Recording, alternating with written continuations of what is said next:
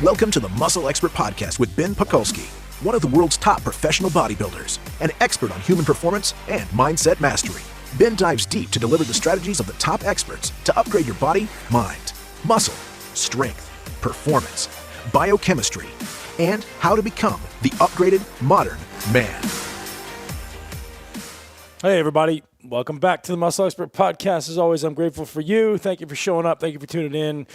I literally searched the world for the greatest guests I can find, and I think this one's not going to disappoint. Dr. Michael Greger is a vegan, and obviously, for your benefit and mine, I went out and found somebody who is completely counterintuitive to the conversation you would think that I want to have on the show, and here's why. If someone as intelligent as a physician as Dr. Greger is, I want to hear their opinion. I want to hear their perspective. I want to hear why they have these beliefs around why veganism is the best. To be honest, he's a little opinionated. He's a little resistant to the fact that other research exists, but I think it's still valuable to hear his perspective and maybe learn to combine what Dr. Greger has to say with whatever your current thoughts and beliefs are. Now, I definitely don't claim to be an expert on this topic. Veganism, carnivore, it seems that the answer probably lies somewhere in the middle, which is why I always choose to bring on experts on both sides of the coin so you can make an educated assumption, an educated guess onto what your best nutrition plan looks like to live your greatest life. Personally, I eat meat. Personally, I eat vegetables. I think both of them have value, and you need to find what makes you feel great, what makes your body work well, and don't ever attach to one side or the other without completely hearing through the other side of the coin. Because there's value and there's wisdom. And if you can pass off one side or the other and say, hey, this side has absolutely no merit and value for me, at least have the ability to say that you dissected it completely. Without further ado, I think you're really going to enjoy this conversation with Dr. Michael Greger as we discuss veganism and all the data around why this is, in his opinion, the most healthy diet on the planet for longevity. Hey guys, before we get rolling with this podcast, I want to talk to you about your health. And you know the framing of this podcast is living your greatest life in your greatest body. And that's kind of become my mission now is how can I, one, extend my life, two, extend the ease at which I approach this life. You know, I don't want to have to burn the candle at both ends. I don't want to have to hashtag crush it every day. I want to work hard, but I also want to work smart, and I know you do too. And taking care of your health in the back end is a massively important aspect of optimizing performance, optimizing brain function.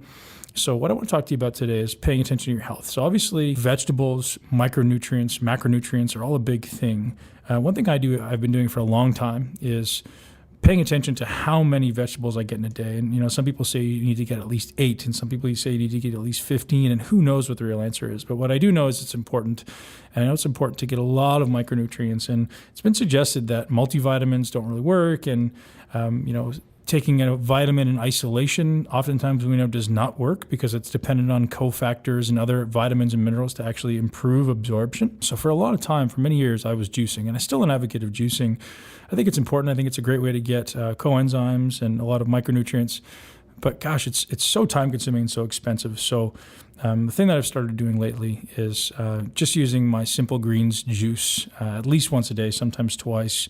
And you guys know that Organifi has been a guest on the show, Drew Canoli has, and they're awesome enough to sponsor the podcast. And why I love Organifi, one, it tastes great. I'm actually drinking some right now. It's containing 8 things that we know to be really, really great for us, starting with wheatgrass, moving on to spirulina, things like chlorella, green tea matcha. It's also got some awesome adaptogens in there. So if you're not already taking ashwagandha, it's something that perhaps is one of the best things to be taking. It's got beetroot, turmeric, a lot of other awesome ingredients that are really going to help you to kind of make sure you're covering your bases in the back end and allow your body to do its natural detox thing, to do its natural detox function day to day. Now, I don't recommend taking this stuff around your workout. I recommend taking it usually at night. Sometimes I start my day with it if I know I'm not going to be training early in the morning. It's almost a replacement for coffee for me because, coffee we know is going to be spiking our cortisol. It's going to be driving our adrenal stress up. And on certain days of the week, adrenal stress isn't going to be very good for us. And most of us listening to this are probably going to have some degree of adrenal stress, some degree of adrenal overload.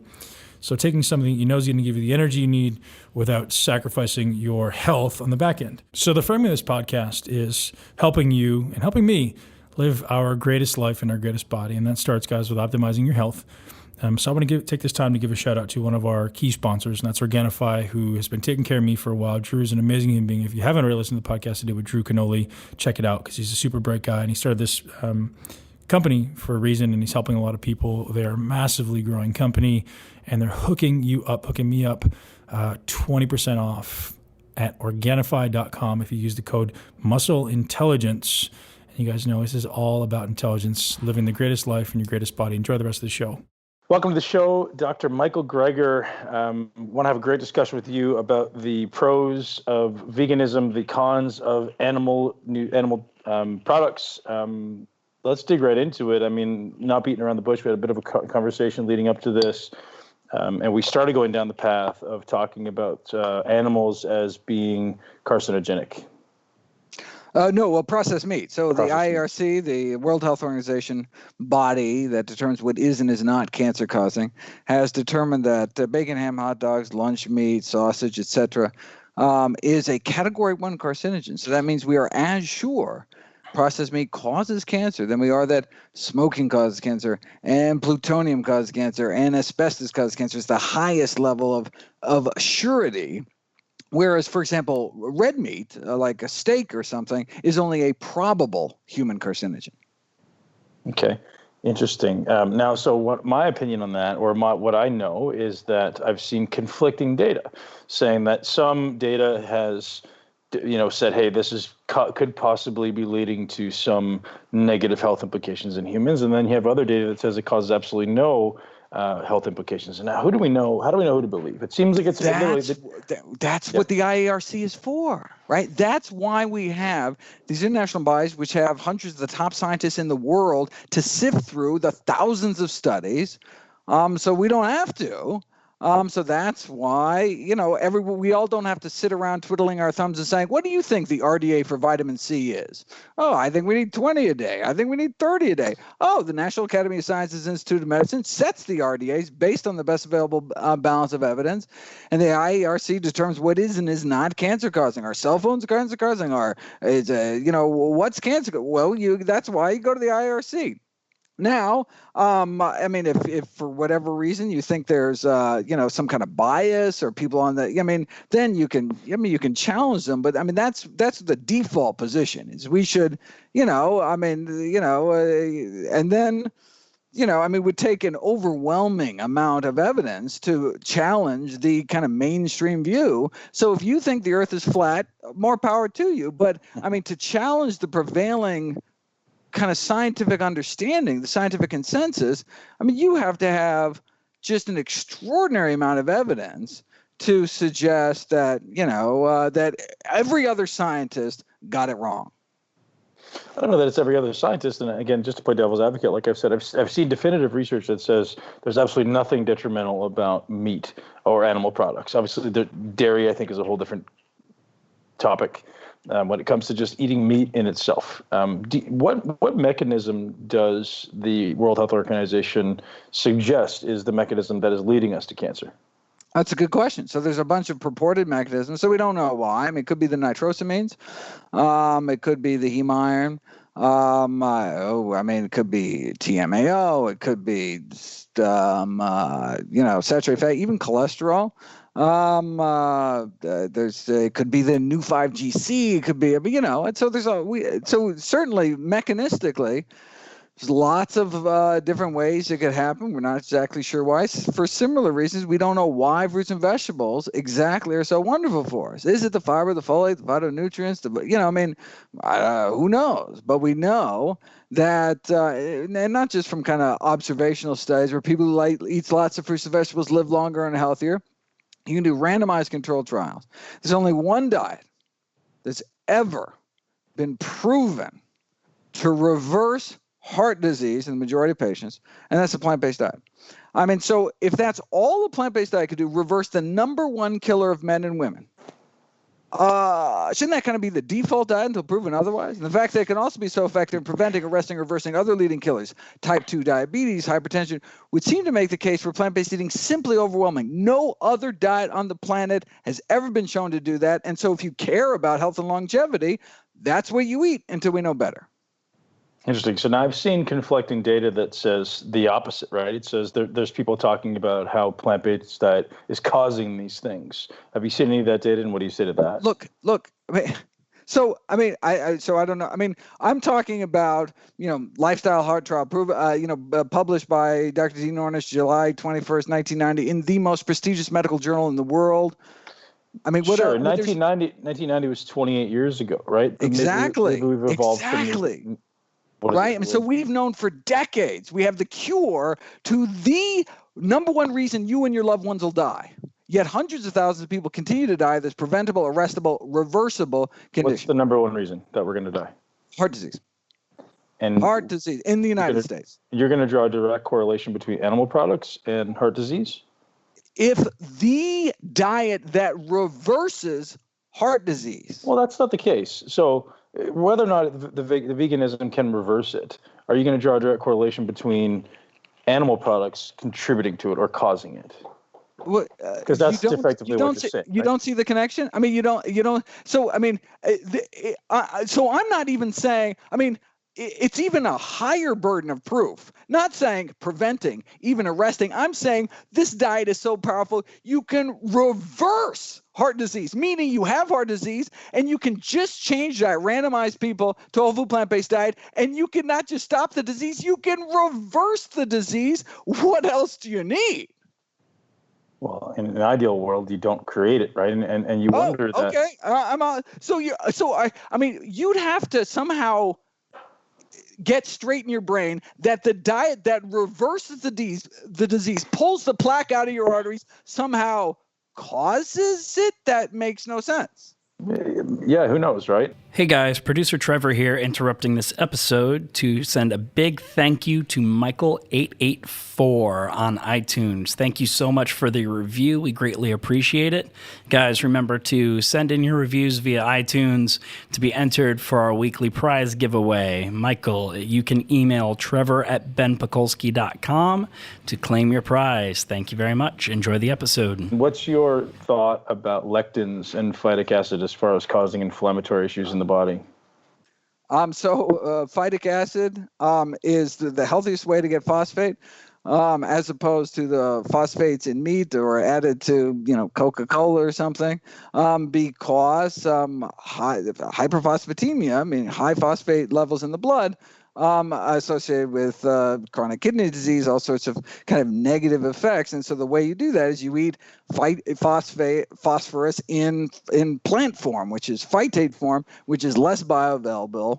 And so you don't get those kind of spikes of phosphate in your blood. Certainly worse than meat, though, is the phosphate that's actually injected into meat or added to processed foods. But phytic acid is the healthiest. I mean, so there's been this 50 years ago, there was this thought that somehow phytic acid prevents mineral absorption based on laboratory animal studies, but now we know that's not true. I mean, and it hasn't been true for decades. And anyone...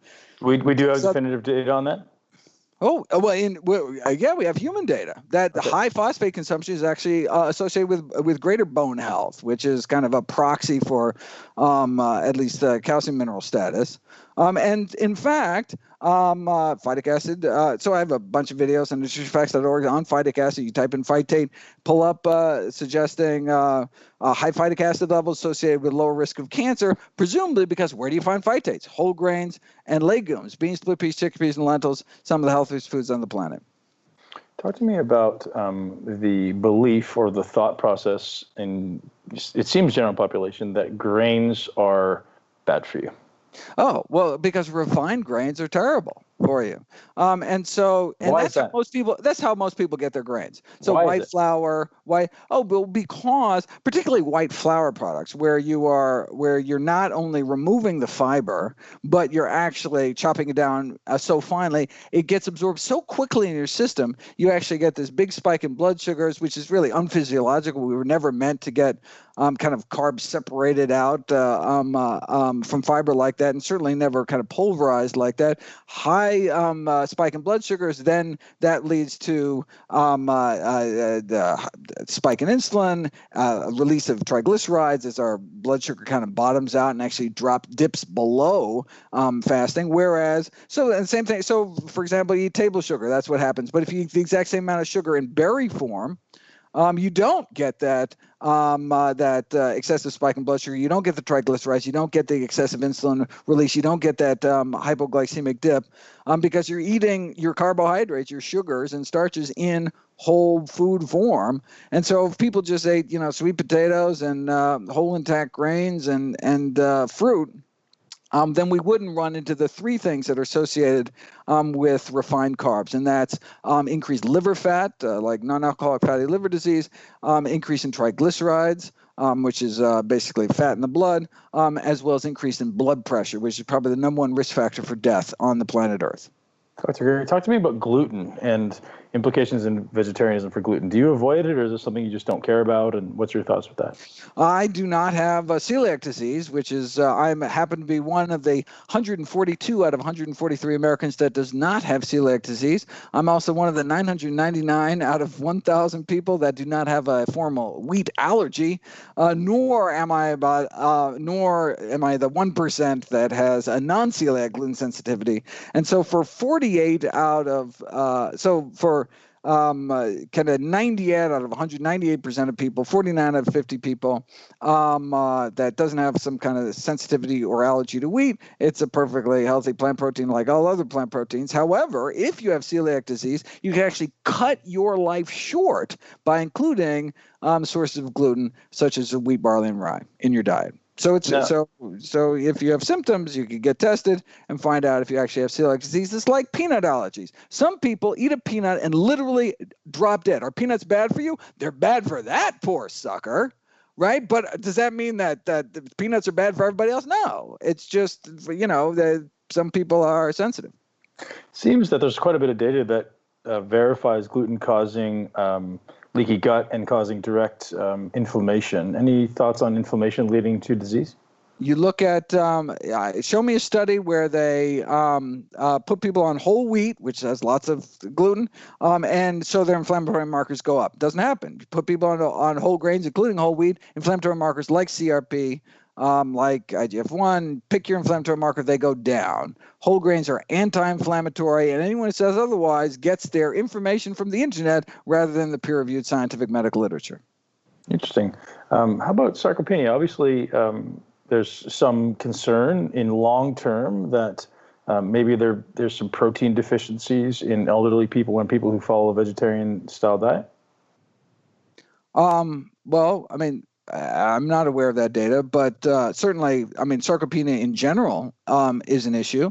And the most important thing you do is weight-bearing exercise, resistance exercise, to maintain your muscle mass. And it's possible that our protein needs go up. The Institute of Medicine disagrees, but there's data to suggest that maybe we should go from 0.8 grams per healthy kilogram body weight up to 0.9 or even 1 gram over age 60 or so.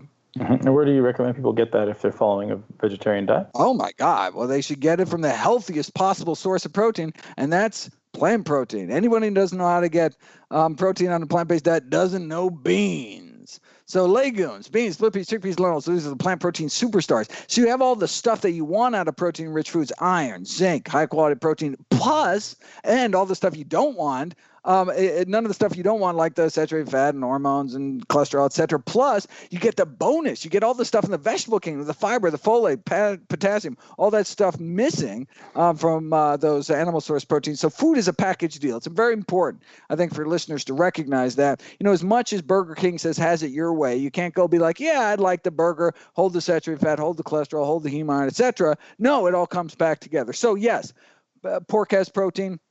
Dairy has calcium. Steak has meat.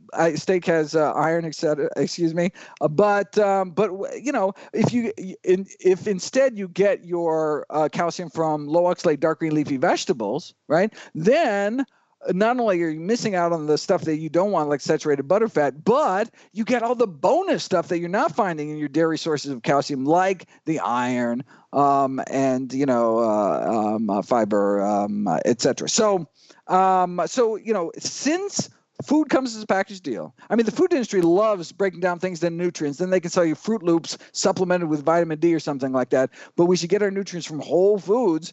And if you do that, where are you going to get your protein? That's why you go to Harvard School of Public Health website, best source of protein, plant sources of protein. And so that's legumes, but also whole grains, nuts, and seeds. There's protein found throughout the plant kingdom. Are you familiar with any current data that implicates saturated fat as being correlated with heart disease? Oh my God, are you kidding me? No, I'm being honest. I've seen everything that says Cochrane, the Cochrane Collaborative Group. That is the. Where are they based? Excuse me? Where are they based? It's an international group. They basically came up with this concept of evidence-based medicine. They are considered the most unbiased. They're actually a little current controversy now about the HPV vaccine. But before this latest controversy, there may be some vaccine money on some of the research. But before that, they were considered the most unbiased. Before somebody tarnished their reputation, they were the most unbiased. And it's actually still controversial. So there's a researcher whose school got money from a vaccine. So whether he actually got money or his lab or was just part of an academic institution that got money from a vaccine anyway. But there's no better than if you're interested in evidence, if you're interested in the science, then considered the most unbiased source is the Cochrane Group. And Cochrane Group said that lower saturated fat, lower your risk of cardiovascular disease. Was that recent? Because all the recent data we see says they update every 5 years. There's absolutely no considerations when it comes to eating saturated fat until it's combined with high levels of glucose. So the American Heart Association put out a presidential advisory just because of this nuttiness on the internet. They specifically put out a presidential advisory just to say saturated fat causes heart disease. Hello, people. And it's interesting. The only thing people heard from that is don't eat coconut oil. But if you look at the report, they say explicitly number one source of meat and dairy. Although I encourage people to stay away from coconut oil too. But so they had to come out and just say, look, yes, we have decades scientific consensus on this, and anyone who says otherwise is trying to sell you a book. No one's going to buy a book that says eat broccoli. Someone will buy a book saying, here's good news about your bad habits. Eat bacon, you'll be healthy. Unfortunately, it's killing people. So short of processed meats, your belief is that all animal products are bad for health? Oh, no. Look, when you ask whether something's good or bad, the question is compared to what? Sure. Right? Food has an opportunity cost. Every time you put something in your mouth, it's a lost opportunity to put something healthier in your mouth. Sure. So are eggs good for you? Compared to a breakfast link sitting next to it, absolutely. Compared to oatmeal, not even close. Is fish good for you? Compared to what? Compared to lard? Yes. Compared to kidney beans? No. Right? It's like, well, so is meat good for you? Compared to what? What are you going to have instead of that meat? Compared to sewer sludge, it's wonderful. Compared to, whole plant foods, again, it's not even in the same category. So I have a traffic light system in terms of how I think about categorizing food. Green light foods maximize as much as possible. You stuff in your faces are whole plant foods. Yellow light foods are the animal foods. So minimize on a daily basis animal foods and processed plant foods. And then there's the red light foods. These are the ultra processed foods, as well as processed animal products like processed meat. Interesting. And look, it doesn't matter. It doesn't matter what you eat on your birthday, holiday, special occasions, right? This is not some religious. I was actually raised Jewish, but I have no like religious like against pork or not some, there's these vegans that care about the environment or and this like, and they have this kind of magical thinking when it comes to a little bit of animal products. Look, from a health standpoint, I'm a physician. What I care about is people living longer, healthier lives. Doesn't matter what you eat in your birthday, holiday, special occasions, but on a day-to-day basis. In fact, you could smoke a cigarette on your birthday. Right? I mean, the only reason I tell my patients not to smoke at all is because one cigarette could lead to two, could lead to a pack-a-day habit, right? But, but look, if you're a social smoker, smoke a few cigarettes at a party once a year and never become hooked, show me any data that's worse than completely non-smoking. It probably doesn't exist. Your body can bounce back from that, can heal. So similarly, as long as you're not stabbing yourself with a fork 3 times a day, our body has a remarkable capacity to heal from insults. But on a day-to-day basis, in terms of centering our diets around the healthiest possible foods, it should be, my daily dozen list of foods. I have a free app called Dr. Geiger's Daily Dozen. It just lists all the foods I encourage people to fit on a daily basis. And could you share those with us? Yeah. Again, free iPhone, Android. So I encourage people to eat beans every day. Dark green leafy vegetables, the healthiest types of vegetables, berries every day, the healthiest types of fruits, a quarter teaspoon of turmeric, tablespoon of ground flax seeds, the best kind of beverages, how much exercise I encourage people to get every day, et cetera. So it just goes down the list. Again, just try to inspire people to include some of the healthiest of healthy choices. Excellent. Now, could you speak to me about the consideration that there's been some correlation between irritable bowel disease and high amounts of fiber and vegetarian consumptions? Oh, well, certainly. So if you have, I can imagine if you have irritable bowel and you have dysbiosis, you have some bad bugs in your gut, and you feed those bad bugs with, lots of fiber-resistant starch, you could get an increase in gastrointestinal symptoms. The answer to that is not to avoid healthy foods. The answer to that is to reestablish a good gut flora. And that can be done typically through diet, although if it's because of antibiotic use that wiped out your good gut flora, you may want to do kind of a certain time-limited probiotic regimen.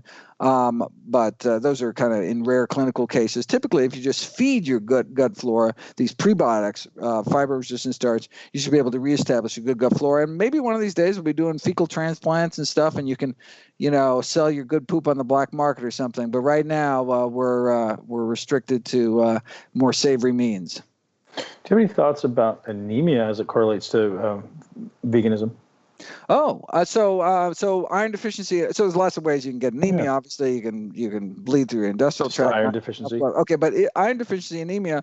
So the biggest concern is reproductive age women. Vegan and vegetarian women do not have higher rates of iron deficiency anemia than meat-eating women. Having said that, the rates are terrible across the board. So as many as 15% of both meat-eating and vegan women have iron deficiency anemia, typically due to excessive monthly blood loss. And so for them, it's important to maximize their iron absorption. Something I would not recommend for men because they tend to deal with more iron overload diseases. But for reproductive age women across the board, I encourage them to get the healthiest source of iron, which is plant-based iron, just because, again, food is a package deal, along with vitamin C in your stomach at the same time as those iron-rich foods, and so not with What were your recommendations for that? Is that for vitamin C, so we're talking citrus fruits, tropical fruits, broccoli, bell peppers. These are the healthiest for us, and so it just has to be in your stomach at the same time as a plant-based iron, and that'll maximize your iron absorption. Also, you want to avoid iron blockers like tea with your meals. I encourage people to drink tea between meals because it inhibits the absorption of iron. What are the greatest drawbacks you see with a vegan diet? Oh, vitamin B12, definitely. So there's 2 vitamins you can't get that aren't made by plants. One is vitamin D, which is made by animals such as yourself. When you walk outside, and especially here in Phoenix, where I am now, get all the vitamin D you need. But if you live inside all day, doesn't matter what latitude you're at, you need to get vitamin D somewhere. So I recommend 2,000 international units of vitamin D3 a day, if indeed you're not getting enough midday sun. And the only other vitamin not made by plants, ideally we should get all our nutrients from the produce aisle rather than the supplement aisle. But the only other vitamin not made by plants is vitamin B12, not made by animals either, made by little microbes that blanket the earth. So, you could get, B12 from drinking out of a mountain stream or well water or something, but now we chlorinate the water supply. So we don't get a lot of B12 in our water anymore. Don't get a lot of cholera either. That's a good thing that we live in a nice sanitary world. But because we do, you need to get a regular, reliable source of vitamin B12, critically important for anyone consuming a plant-based diet. So, all right, the easiest way, probably 2,500 micrograms of cyanocobalamin, the cheapest form, once a week. Get all the B12 you need, costs about $5 a year. Just pill form, you think? No food? Pill no form. food Or there's B12 fortified foods, but they're typically processed foods. Like you don't want to, eat Fruit Loops just so you can get your vitamin B12. So there's some healthier processed foods like nutritional yeast, etc. But probably the easiest, simplest, cheapest, a supplement once a week. But I'm so glad you brought that up. Critically important for anyone eating plant-based, even someone that has meat occasionally or ovo-lacto, etc. Interesting. So now for any vegans out there who are listening who lack energy and seem to lack vitality and vigor, what do you think the biggest cause of that is? Seems to be a common complaint. Right. Well, no, I mean, if you look at the literature, actually the reverse happens. So for example, all the PCRM studies put people on plant-based diet within 2 weeks, significant improvement in. I agree with that, but long-term it seems to go down. Oh, well, that's not what there are certainly people that run into problems with energy. In my practice, primarily what I've seen is people aren't eating enough food. They're actually eating starvation diets if you actually do calorie counts on them, because people grow up just realizing a certain amount of food on a plate, that's supper. Like they look down the plate, this much food is supper. You can't do that if you're eating plant-based. Whole food plant-based, healthy foods are so calorically dilute. You eat the same amount of food, you're not getting enough calories. So you have to eat more food. I mean, that's critically important. I may get these people eating really calorically dense foods like dried fruits, nut butters, avocados, these kind of things. Really just have to increase their calorie counts. Because if you do these calorie counts, they say, I'm eating enough. I feel totally full. Yeah, but we actually pulled your calories. You're eating, 1,100 calories a day. With some of these people that are on these like starvation diets, no wonder you have no energy. You're not eating enough energy. So you have to give them like trail mix, that kind of thing. Eat throughout the day, bigger meals, go back for seconds, and then their energy bounces back up. I mean, but that's typically the main problem. Do you recommend people eat this way year round, Dr. Gregory? Even people living in the poles where they're not going to experience as much sunshine and maybe wouldn't have as much fruits and vegetables grown there historically? They wouldn't have any. I mean, look, these people can't even get medicine. Correct. So I mean, if you could airdrop them some food, then be great. So I'm talking the northern United States. I'm talking Canada, Northern Europe, where they're not going to get as much sunshine. It's much colder. They're not going to be growing, like historically wouldn't be growing their vegetables in the middle of the winter time. But now we got supermarkets. Sure. So I can get kiwi fruit, from freaking other side of the planet year round. Your physiology doesn't change because you change your latitude.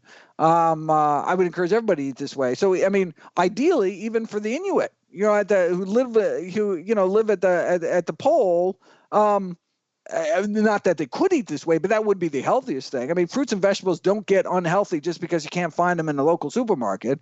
But obviously, that's a real logistical challenge. But it's not a nutritional issue; it's a logistical issue. Do you think there's any genetic considerations where people are coming from evolutionarily? Oh, very slight. So, for example, I was just doing an interview with somebody talking about the Hispanic Paradox, the fact that why do Hispanics live so many years longer than non-Hispanic Caucasians, for example, in the United States? And, you can go through all the diseases.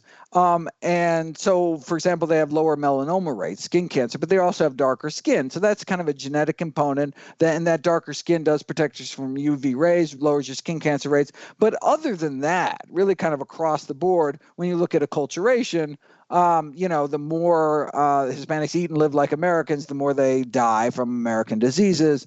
And so, it's really, that's how we know that it's not genetics. It's because we have these migration studies. And look, you do these randomized control studies where you put people on different diets and you can reverse their disease no matter where they come from. but disease rates range like hundredfold, some of these chronic diseases around the world. And we know it's not genetics because when you move, so when a Japanese man moves from Japan to San Francisco and starts eating and living like a San Franciscan, their stomach cancer rates drop because they're not eating all this fermented salted food, and their prostate cancer shoots through the roof because all of a sudden they're eating dairy and these other things that are facilitating the growth of those cancers. And so, environment can, I mean, there are certainly environmental effects. It's primarily, so genetics can kind of load the gun, environment pulls the trigger kind of thing. You can have a high genetic risk for heart disease, but that just means you have to eat healthier. So people are like, yeah, I got a family history of heart disease, so, kind of throw their hands up in the air. No, you got to eat healthier than other people. Other people can get away. They have really good genes and get away with, eating some crap once in a while. But you, oh my God, given a family history, you got to eat super healthy. So that's even more incentive to include the healthiest of healthy foods into one's daily diet. How much do you think macros plays into someone's overall health and longevity? Well, except at the extremes, very little. It's really the source. And again, food industry loves macros because they'll sell you low carb junk food, high carb junk food, paleo junk food, vegan junk food, whatever, because they can just be like, oh, look at our ratio, right? As opposed to whole real food. And so a question like, is fat good for you? Absolutely meaningless. Are we talking about Crisco, like hydrogenated vegetable oil, or are we talking about walnuts, right? Carbohydrates. Are we talking lentils or lollipops, right? Are we talking kidneys or kidney beans? Are we talking, it's protein. So again, it's the source of those macronutrients that's most important. You can have a healthy or unhealthy, high-fat diet, low-fat diet. I think the greatest predictor of health and longevity is the percentage of your diet, the percentage of calories in your diet coming from whole plant foods, high-fat, low-fat, doesn't matter.